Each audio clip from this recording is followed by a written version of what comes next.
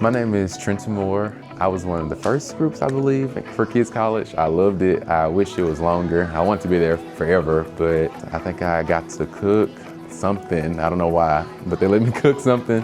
And then my little brother, he's a part of it too, so it's just like our little thing. And then of course I am a Mulerider, so I got to represent. But I've enjoyed it, watching little people just grow and have fun. Hi, my name is Charlie Kay, and when I went to Kids College, my favorite class was Dr. Lindsay's Mad Science Lab, and we dissected all kinds of animals, and I've just always looked at Kids College as a form of leadership, and I'm so thankful that I can be a part of that today as a leader. My name's Mikey Boyd, and I'm so glad that I was able to attend Kids College as a kid.